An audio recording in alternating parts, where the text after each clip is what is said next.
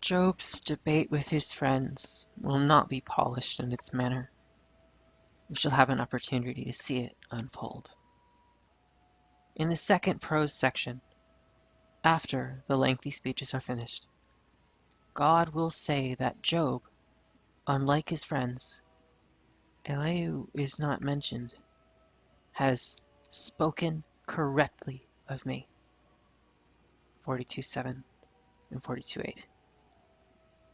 That was precisely the subject of the debate. How to speak of God. God will twice say as much, just as there had been 2 attempts. Job's debate with his friends will not be polished in its manner. We shall have an opportunity to see it unfold. In the second prose section, after the lengthy speeches are finished, God will say that Job, unlike his friends, Elihu is not mentioned, has spoken correctly of me. 42:7 and 42:8. That was precisely the subject of the debate. How to speak of God. God will twice say as much, just as there had been 2 attempts to make Job curse God. The Satan has lost his wager concerning the possibility of disinterested religion, for Job continues to cling to the Lord in his suffering, and even when he comes close to despair, he does not speak ill of God. He does not curse God. On the contrary, with an effort and through trial and error, he is able to find the appropriate words. The problem of speaking correctly about God amid unjust suffering is not limited to the case of Job, but is a challenge to every believer. This is especially true of situations in which the suffering reaches massive proportions. In Latin America, the suffering has given rise to a special theological approach. God's approval evidently refers to Job's speeches as a whole, to the entire way he has followed.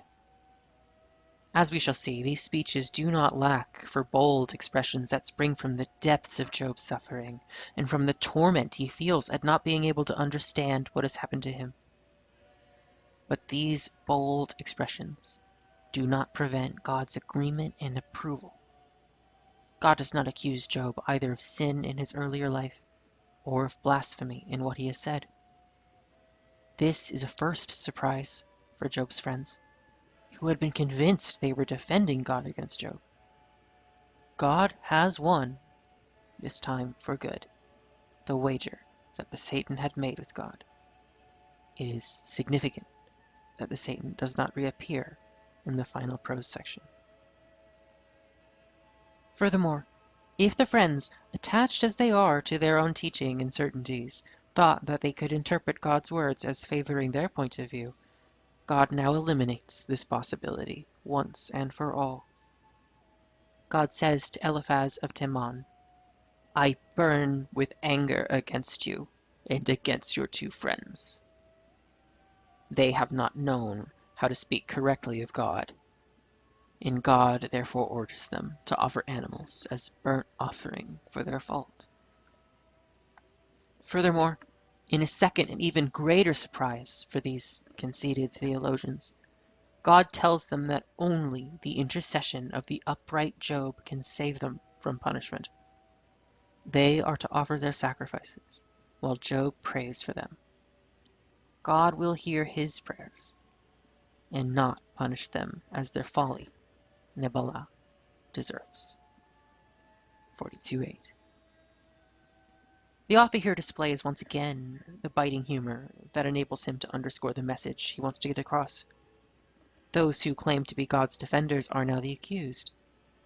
On one occasion, Job tells his friends that they are defending God by prevarication and by dishonest argument. 13:7. In addition, they now need the intercession of the irreverent Job, if God is not to hold them to account for their folly. Nebelah, with overtones of blasphemy. It is to be noted that the same word was used in adjectival form to describe the attitude of Job's wife in the prologue. We are thus in the presence of a new and stinging irony. The friends, with their carefully developed theological speeches, have not in fact produced more than spontaneously foolish and indeed almost blasphemous responses to the situation. Yahweh subsequently gives Job back his family, his possessions, and his health. The ending evidently displays a certain naivete, but it should be emphasized that the poet wants to give human and material expression to the deep spiritual joy that Job has experienced in his final encounter with God. 42, 2-6. Karl Barth therefore calls Yahweh's action a concrete confirmation of the innocence and uprightness of Job. How are human beings to speak of God in the midst of poverty and suffering? This is the question the book of Job raises for us. An upright man, living a prosperous, happy life, is reduced to wretchedness and sickness. The key question is therefore, how will Job speak of God in this situation? Will he reject God? Have Job's piety and uprightness perhaps been really based on his material prosperity? Will he curse God for having destroyed all that prosperity? There is evidently more at issue here than the plight of one individual. The question just asked in regard to Job can be put in a broader and more radical form. How are human beings to find a language applicable to God in the midst of innocent suffering? This question, with all its implications for our understanding of justice and the unmerited generosity of God, is the great theme of the book of Job. Throughout the work, Job will stubbornly insist on his innocence. How then is a human being to speak of God and to God in the situation that Job must endure? We ask the same question today in the lands of want and hope that are Latin America. Here, the masses of the poor suffer an inhuman situation that is evidently undeserved. Nothing can justify a situation in which human beings lack the basic necessities for a life of dignity and in which their most elementary rights are not respected. The suffering and the destructive effect on individuals go far beyond what is seen in a first contact with the world of the poor. In such a situation, what content can be assigned to the Abba, Father, that the Spirit cries within us? See Galatians 4:6. How are we to proclaim the reign of love and justice to those who live in an inexplicable situation that denies this reign? How are we to bring joyous conviction to our utterance of the name of God? It is important that we be clear from the outset that the theme of the book of Job is not precisely suffering, that impenetrable human mystery, but rather how to speak of God in the midst of suffering. The question that concerns the author is the possibility of disinterested religion, of believing for nothing. In his view, only a faith and behavior of this kind can be offered to a God who loves freely and gratuitously. But is it possible? In dealing with the subject, the poet does not make things easy for himself. In order to contemplate the possibility, he chooses the most difficult of all human situations, that of physical and moral suffering. On the one hand, in such a situation there is a great temptation to seek personal interests and to judge the situation in terms of rewards and punishments. We know from experience that our misfortunes make us turn in upon ourselves and see ourselves as the center to which all must be related. other persons, and even God, whom we thus idolatrously turn into our servant. On the other hand, if the element of injustice be added to the situation of suffering, it can produce resentment and a rejection of the presence and existence of God, because God's love becomes difficult to understand for one living a life of unmerited affliction. The result, then, in both cases, is a radical questioning of God. In recent times, few have voiced the second of these difficulties as austerely and persistently as Albert Camus. According to Camus, there is no place for God in a world so pervaded by the suffering of the innocent. In The Plague, in which the presence of evil in the world is the key to interpreting everything, Camus reports one of his characters saying, in a sermon, "Truth to tell, nothing was more important on earth than a child's suffering, the horror it inspires in us, and the reasons we must find to account for it. In other manifestations of life, God made things easy for us, and thus far our religion had no merit. But in this respect He put us, so to speak, with our backs to the wall. Indeed, we were all up against the wall that plague had built around us, and in its lethal shadow we must work out our salvation." The decisive choice must be made when we are up against the wall of the plague and faced with the suffering of the innocent. As Father Paneloux, the Jesuit preacher, puts it, "My brothers, a time of testing has come for us all. We must believe everything or deny everything. And who among you, I ask, would dare to deny everything?" Camus makes a tremendous, heartbreaking effort to deny everything.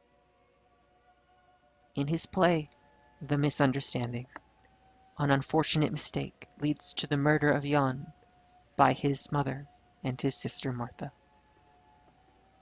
And at the end, in contrast to the rebellious toughness of Martha, Jan's wife Maria, the names are revealingly symbolic, utters a prayer, the only one to be found in the works of Camus. "Oh God, I cannot live in this desert. It is on you that I must call, and I shall find the words to say. I place myself in your hands. Have pity on me, and turn toward me. Hear me and raise me from the dust, O Heavenly Father. Have pity on those who love each other and are parted." The answer to this plea is coldly definitive. It is the answer of the deaf servant, the old manservant. No. This no is the final word of the play. It symbolizes God's deafness, God's silence in the face of human suffering. More accurately, it is a no to the existence of a God who can permit this suffering. Camus returns over and over to the theme of innocent suffering. He encounters dilemmas and self-criticisms in his search, but the problem remains a source of suffering and a challenge to everyone. There is, in fact, no circumstance of human life that makes it more difficult to accept the gratuitous love of God than our own experience of suffering, especially if the suffering be unjust. For this reason, the author of the Book of Job seems to say, if believers caught in this situation are able to live their faith disinterestedly and find language suitable for speaking of God, then human beings can accept the God of the Bible without being unfaithful to themselves. This is the wager on which the Book of Job is built, and to which the poet tries to respond. He takes the bull by the horns. Any attempt that does not start with this ultimate situation will fail to induce conviction, for the nagging suspicion that motivates the Satan's wager will not be silenced. Do you think his religion is disinterested? Touch him, and he will curse you. The Book of Job is a literary construct, but it could have been written only by someone who had suffered in flesh and spirit. Job's protesting lament bears the seal of personal experience. So do his confrontation with God, and his final surrender and new certainty. The work is written with a faith that has been drenched in tears, and reddened by blood. This champion of the gratuitousness of God's love is like Paul of Tarsus, in that he has known suffering and loneliness. The Book of Job, with its lights and shadows, its success and its limitations, reflects a personal odyssey. Job is not a patient man, at least not in the usual sense of the word. He is rather a rebellious believer. His rebellion is against the suffering of the innocent, against a theology that justifies it, and even against the depiction of God that such a theology conveys. But if human beings cannot be condemned in order to defend God, neither can God be condemned in order to defend human beings. Job learns this gradually. In the process, he will become a believer who possesses the peace to which the contemplation of God ultimately leads him. It is a peace that does not lessen the importance of his call for justice. On the contrary, he spoke correctly and is therefore authentic. In this sense, Job, the rebel, is a witness to peace and to the hunger and thirst for justice. He is more than simply patient. He is a peace-loving man, a peacemaker. Precisely because the author has himself shared Job's experience, he does not seek an ultimate rational explanation of human suffering. Neither, however, does he look upon suffering as simply a pretext for discussing other themes. Rather, he accepts it with all its meaning, confusion, and implications for something that lies deep, very deep in his soul, his faith and hope in Yahweh. He knows, as his vivid descriptions make clear, that the suffering of the innocent is the most inhuman of all possible situations. He therefore confronts it and asks whether in view of it he can still acknowledge the God whose gratuitous exercise of freedom brings fulfillment to humanity. This, then, is the question.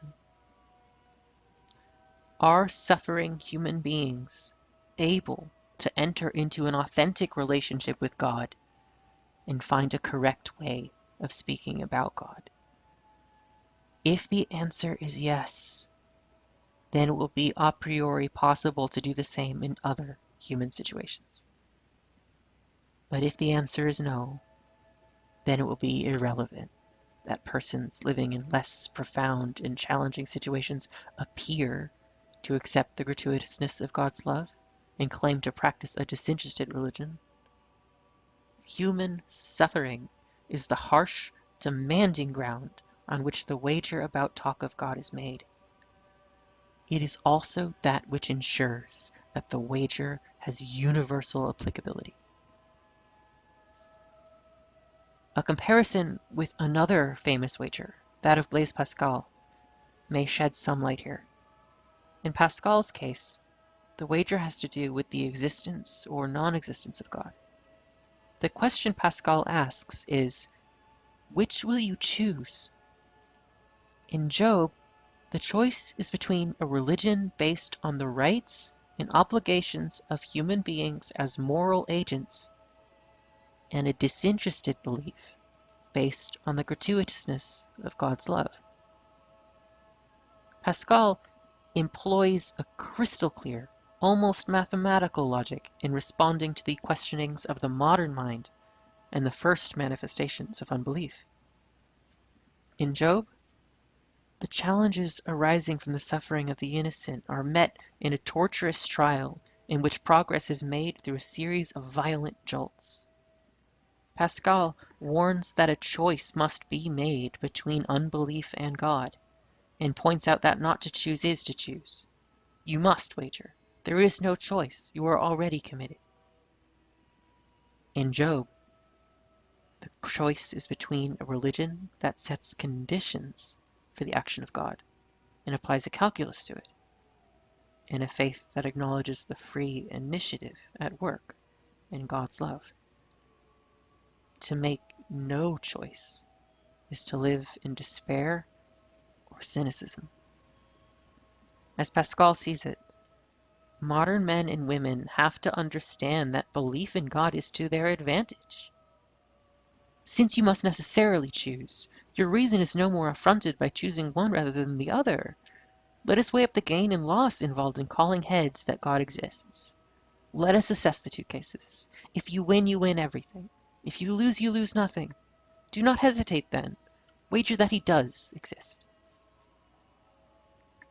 In the book of Job, to be a believer means sharing human suffering, especially that of the most destitute, enduring a spiritual struggle, and finally accepting the fact that God cannot be pigeonholed into human categories.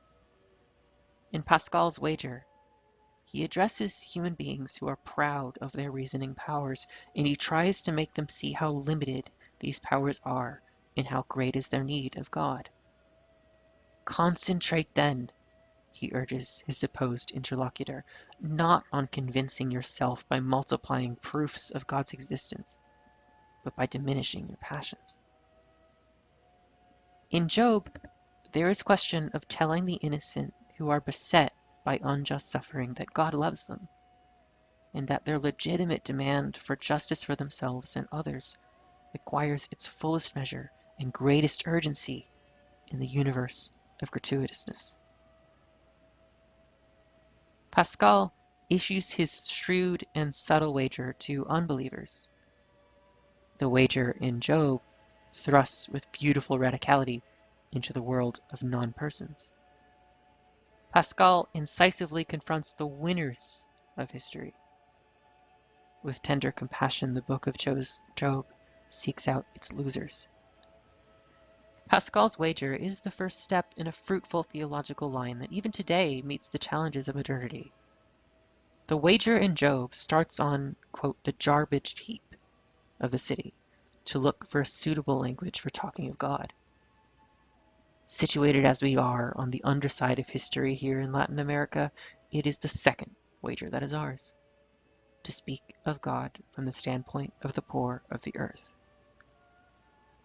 The path followed in the book of Job to what is divinely certified as correct language about God is illuminating and a stimulus to us. As the path unfolds, various kinds of theological discourse are used in the attempt to explain what has befallen Job. They represent different ways of rendering an account of faith in God. Two major shifts of viewpoint take place in Job's way of speaking as he tormentedly rejects the doctrine of retribution in the light of his personal experience. The first occurs when, at the instigation of his friends, he broadens his perspective, abandons his initial narrow position, and realizes that the issue here is not simply the suffering of one individual. The real issue, he sees, is the suffering and injustice that mark the lives of the poor. Those who believe in God must therefore try to lighten the burden of the poor by helping them and practicing solidarity with them. The speeches of God occasion the second shift. Job now understands that the world of justice must be located within the broad but demanding horizon of freedom that is formed by the gratuitousness of God's love.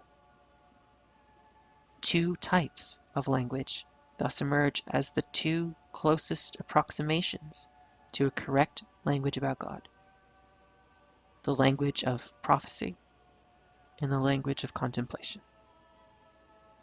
In saying this, I am not attempting to rationalize unduly a work that is deeply poetic and rich in nuances. In the book of Job, the two languages mentioned above both absorb and are opposed to one another in ways of speaking about God. They move apart and they intermingle. They move forward and at times they turn back. But despite this complexity, which is a sign of the book's great richness, a progress in maturation is observable in the book as a whole. It is not true, as is sometimes said, that the speeches circle repetitively around a few basic questions. On the contrary, there are important advances and changes of tone in the several rounds of speeches, and as the various personages of the story make their appearance. The poet is trying by this means to find an answer to questions about faith and life.